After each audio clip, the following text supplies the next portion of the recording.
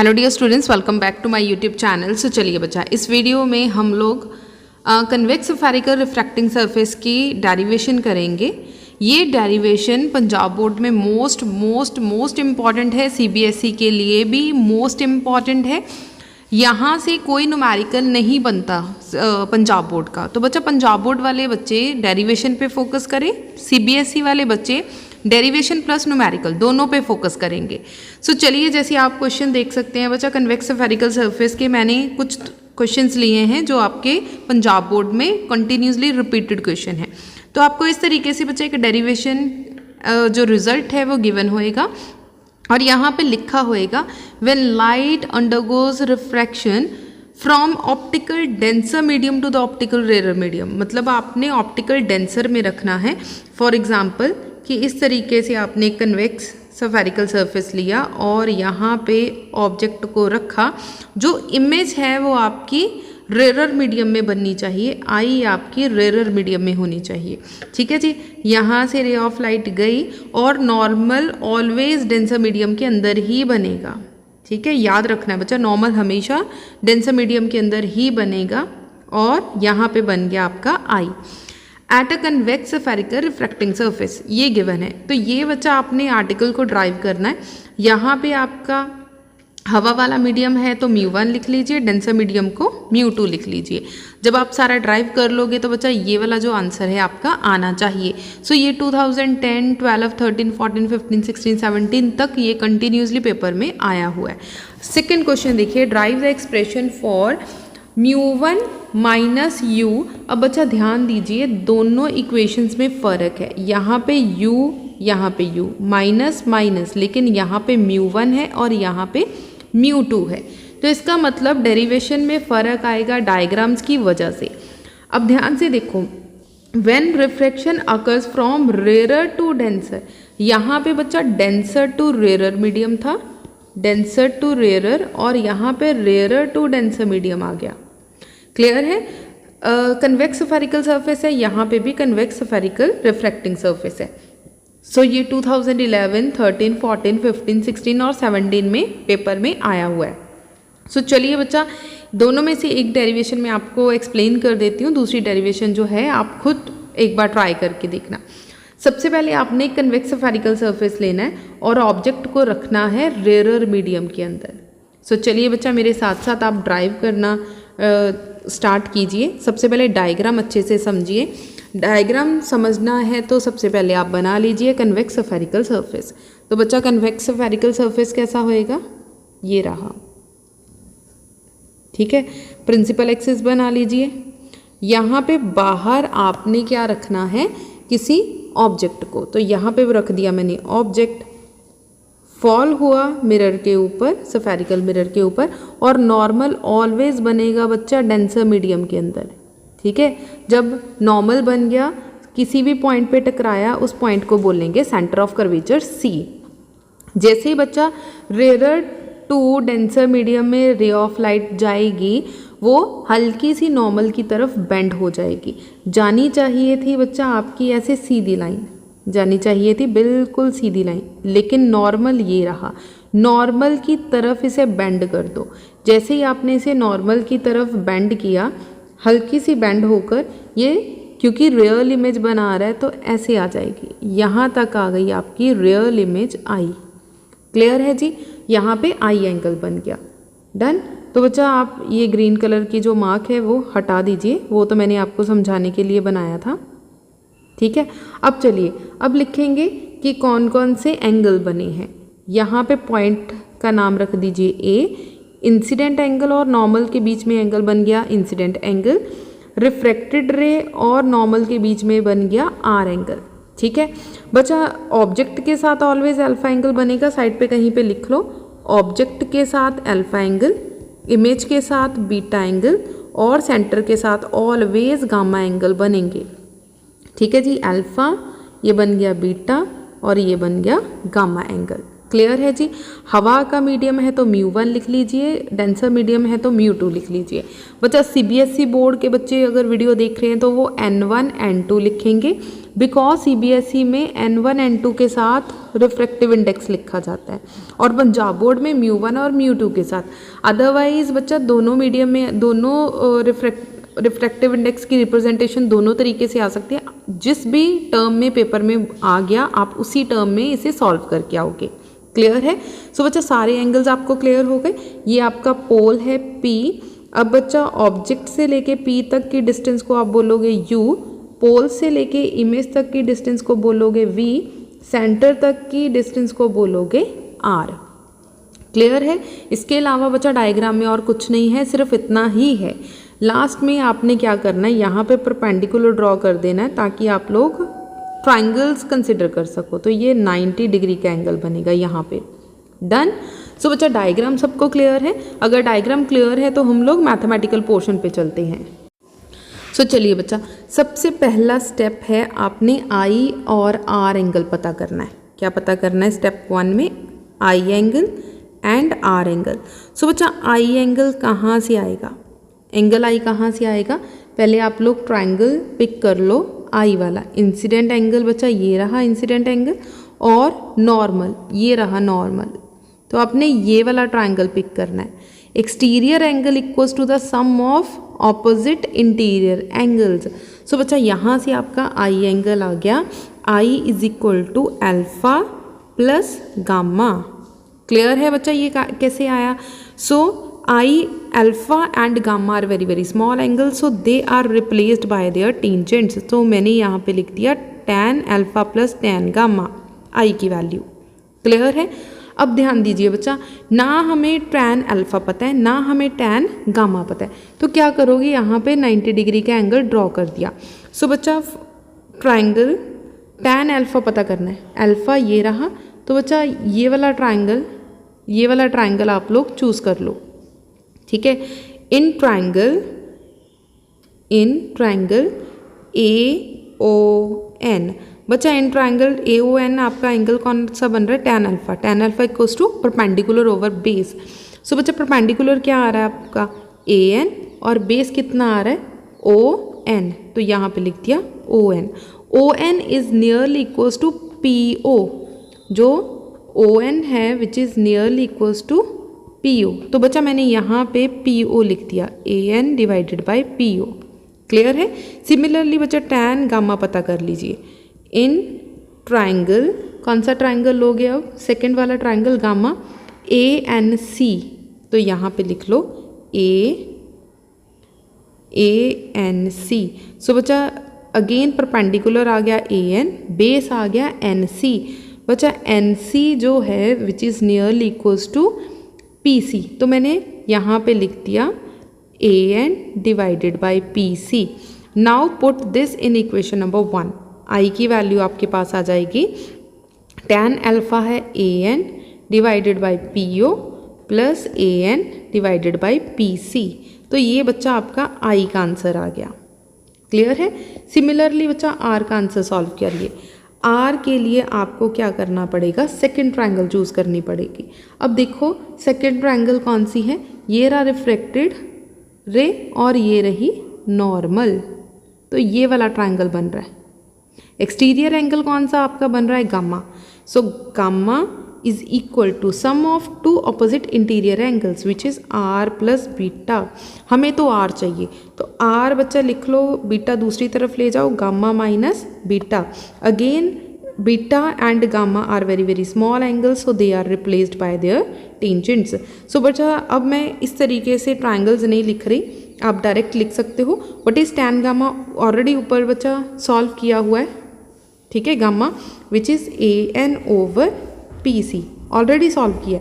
अब beta solve कर लीजिए। बीटा सॉल्व करना है तो बच्चा ये वाला ट्राइंगल आएगा, ये वाला ट्राइंगल परपेंडिकुलर ओवर बेस। तो परपेंडिकुलर क्या है? AN, और बेस आपके पास क्या है? N से लेके I तक, NI की जगह पे मैं डायरेक्ट लिख रही हूँ बच्चा PI। ठीक है। NI is nearly equals to PI, क्योंकि all the distances are measured from pole. तो बच्चा आई थिंक यहाँ तक सब बच्चों को क्लियर होएगा। अब बच्चा सेकेंड स्टेप पे चलेंगे। सेकेंड स्टेप आएगा आपका स्नेल्स लॉ, ठीक है। तो हम लोग सेकेंड स्टेप अपना सॉल्व करेंगे। सेकेंड स्टेप में आपने लगाना है स्नेल्स लॉ। तो बच्चा इस लॉ के अकॉर्डिंगली क्या है, sine I over sine R is equal to, बच्चा किस मीडियम में रे ऑफ लाइट गई, μ2 में, तो μ2 ऊपर आएगा, कहाँ से आई, μ1 में से आई, तो आपने लिख दिया μ1। क्लियर है, ठीक है। अदरवाइज लिखने का तरीका कैसे, जैसे ये सेम एरिया है, μ1 साइन आई किस मीडियम में चला गया, μ2 में, और वहाँ पे कौन सा एंगल बना, r, तो साइन आर, ठीक है। आप लोग r इस तरफ ले आइए, sine I over sine R is equal to μ2 over μ1। Clear है बच्चा, यहीं पे फर्क पड़ेगा। फर्स्ट स्टेप सबका क्लियर है, सेम होएगा। सेकेंड स्टेप बच्चा यहीं पे फर्क आएगा, यहाँ पे कहीं पे μ1 ओवर μ2 आएगा, कहीं पे μ2 ओवर μ1 होएगा according to the question. Clear है, तो बच्चा चलिए, अगर इतनी चीज़ क्लियर हो गई आपको, तो अब इसकी वैल्यूज़ पुट करनी स्टार्ट करेंगे। वैल्यूज़ पुट करो, अब आ जाएगा μ1 where I and R are very very small angles, so they are replaced by I over R equals to μ2 over μ1। बच्चा क्रॉस मल्टीप्लाई कर दीजिए, ठीक है, दोनों को क्रॉस मल्टीप्लाई कर दीजिए, आ जाएगा μ1 I is equal to μ2 R।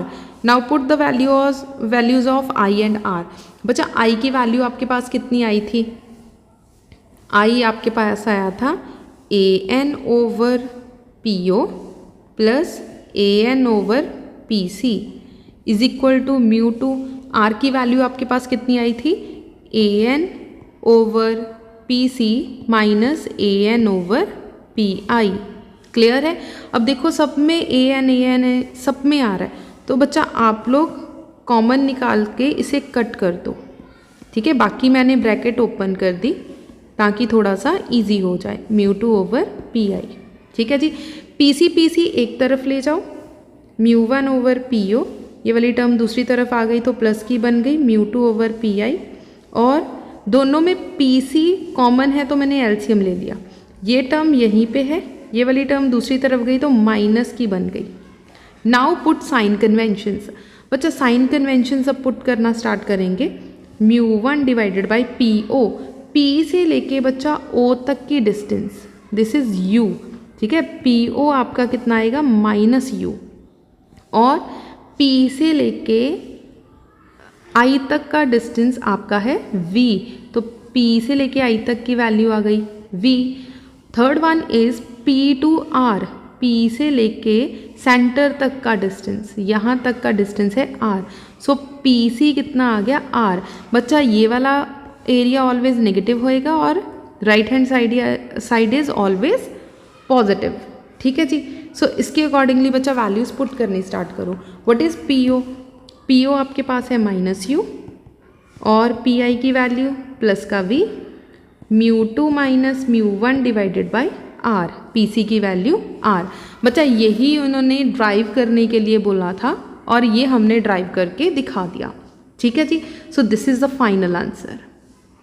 I hope question सबको क्लियर हो गया होगा, ठीक है। किसी भी पॉइंट में दिक्कत होएगी तो बच्चा आप लोग पूछ सकते हो।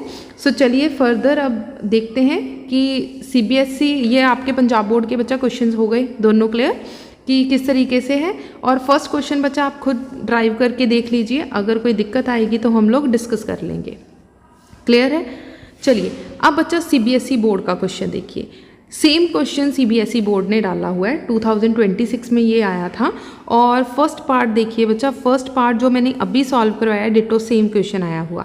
इसका मतलब 3 मार्क्स का क्वेश्चन या फिर 2.5 मार्क्स का क्वेश्चन आपके पेपर में आया होगा। सेकेंड पार्ट जो है वो आपका न्यूमेरिकल बेस्ड क्वेश्चन आया हुआ है। सो चलिए बच्चा न्यूमेरिकल सॉल्व करना स्टार्ट करते हैं, B पार्ट, ठीक है। A पार्ट हमने ऑलरेडी सॉल्व कर लिया, अब B पार्ट सॉल्व करिए। Light from a point source in a air falls on a convex spherical glass surface of refractive index 1.5। सबसे पहले बच्चा आपको ग्लास का रिफ्रैक्टिव इंडेक्स गिवन है, तो आप लोग लिख लीजिए N2 इज इक्वल टू 1.5, ठीक है बच्चा, पहले मैंने पंजाब बोर्ड के अकॉर्डिंगली म्यू लिख लिया, अब CBSE के अकॉर्डिंगली N2 लिख लिया। तो आप लोग म्यू लिखना चाहते हो म्यू लिख लीजिए, एन लिखना चाहते हो तो एन लिख लीजिए। And radius of curvature is 20 centimetre. R की वैल्यू बच्चा आपको गिवन है 20 सेंटीमीटर।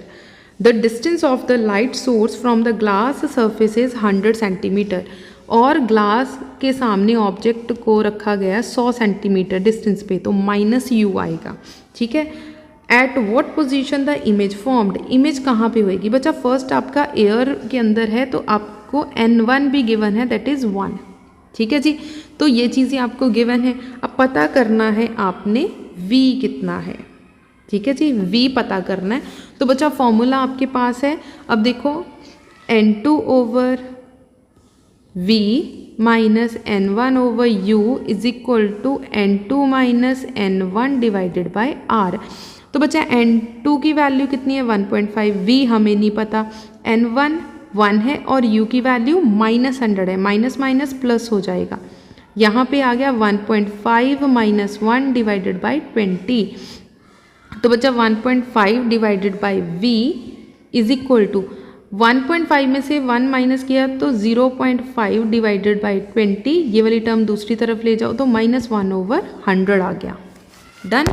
तो बच्चा इसे सॉल्व करके देखो, डेसिमल हटा दो, पहले 100 आ गया, पॉइंट आ गया 10 आ गया, तो यहाँ पे बन गया 40। ठीक है, 1 ओवर 40 माइनस 1 ओवर 100। बच्चा कैलकुलेशन आपके खुद हाथ में है, आप लोग जैसे आपको इजी लगे आप लोग वैसे कैलकुलेशन कर सकते हो। तो 3 बाई 200 आ गया। सो दिस इज, अब इसे उल्टा कर लिख लो, V divided by 1.5 is equal to 200 divided by 3। ये वाला टर्म उस तरफ ले जाओ, so 200 multiply by 1.5 divided by 3, तो कट के आ गया 0.5, डेसिमल के साथ डेसिमल कट गया। ठीक है, लास्ट में आपके पास आ गया 100 सेंटीमीटर। तो V का आंसर आ गया बच्चा 100 सेंटीमीटर। एक तो ये पॉजिटिव में आंसर आया, it means real image is formed on the other side 100 centimetre away from the surface. Clear है बच्चा, आई थिंक न्यूमेरिकल सबको क्लियर होएगा। न्यूमेरिकल इजी है बच्चा, कोई डिफिकल्ट न्यूमेरिकल नहीं पूछा गया CBSE में भी, तो आप लोगों ने इस अकॉर्डिंगली अपने पेपर की तैयारी करके ही जानी है। सो चलिए बच्चा एक क्वेश्चन और डिस्कस कर लेते हैं। This is the last question of this video. और बच्चा ये क्वेश्चन जो जितने भी इसके न्यूमेरिकल्स हैं वो CBSE में पूछे जाएंगे। पंजाब बोर्ड में बच्चा इसके न्यूमेरिकल्स नहीं पूछे जाते।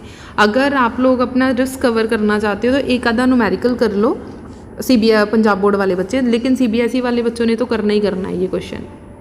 चलिए, अब है an air bubble is trapped at point B पे जाके वो ट्रैप हो गया।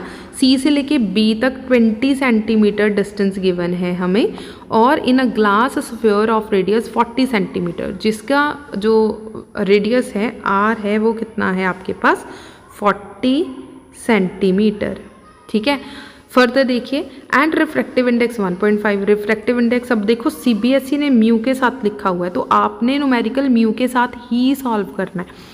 ठीक है, find the nature and position of the image. आपने नेचर भी पता करना है, पोजीशन मतलब V भी पता करना है, of the bubble as seen by the observer at point P। कोई ऑब्जर्वर है यहाँ पे P पॉइंट पे खड़ा है, उसने दूर से देखा, उसे कैसा नज़र आ रहा है आपने वो देखना है। सबसे पहले बच्चा गिवन के अंदर 40 सेंटीमीटर R गिवन है और आपको म्यू गिवन है 1.5। ठीक है, डिस्टेंस 20 सेंटीमीटर पे रखा गया है, तो U की वैल्यू -20 सेंटीमीटर आपको गिवन है। तो बच्चा फॉर्मूला अप्लाई कीजिए, N1 over V minus N2 over U is equal to N1 minus N2 over R। बच्चा N1 आपकी क्या थी, एयर, तो एयर का refractive index 1 divided by V हमें नहीं पता। N2 जो है, अब फॉर्मूला म्यू के साथ लिखोगे बच्चा, सॉरी मैंने N के साथ लिख दिया, म्यू के साथ, क्योंकि म्यू गिवन है। म्यू2 आपको कितना गिवन है 1.5, U गिवन है दैट इज़ -20, माइनस माइनस हो गया प्लस, तो यहाँ पे आ गया म्यू2 कितना है 1 और 1 माइनस 1.5। R आपको गिवन है 40 सेंटीमीटर। तो 1/v इज इक्वल टू बच्चा 1 में से 1.5 माइनस कर दिया तो ये आ गया माइनस के 0.5 डिवाइडेड बाय 40। ये टर्म दूसरी तरफ गई तो ये भी माइनस की बन गई, ये आ गया 40। तो सॉल्व करके देखते हैं। एलसीएम आ गया बच्चा 40 और यहाँ पे 40 को 40 के साथ किया तो 0.5, ये आ गया 2 को 1.5 के साथ मल्टीप्लाई किया तो यहाँ पे आ गया 3, ये आ गया बच्चा माइनस 3.5 डिवाइडेड बाय 40। आपने तो v पता करना है तो माइनस 40 डिवाइडेड बाय 3.5, पॉइंट मैंने हटा दिया, ऊपर आ गया 400 डिवाइडेड बाय 35। तो बच्चा डिवाइड करके देख लो, माइनस 11.42 सेंटीमीटर आपकी v आ गया। v नेगेटिव में आया है, इसका मतलब virtual image is formed, virtual image of bubble is formed 11.42 centimeter from point C of the sphere। Clear है जी। सो ये भी एक इजी न्यूमेरिकल था। पंजाब बोर्ड वाले बच्चे इसे एक बार ज़रूर सॉल्व करके देखें, ठीक है। सीबीएसई वाले बच्चों ने तो बच्चा करना ही है, 2024 का ये पिछले साल का आपका क्वेश्चन है। सो अच्छे से प्रिपेयर ही करके जाना। अगर क्वेश्चंस क्लियर हैं, डेरिवेशन क्लियर है तो वीडियो अच्छी लगी हो तो वीडियो को लाइक कर दीजिए, मैक्सिमम शेयर कर दीजिए। चैनल पे फर्स्ट टाइम आए हो तो चैनल को सब्सक्राइब ज़रूर कर दीजिए। Thank you so much.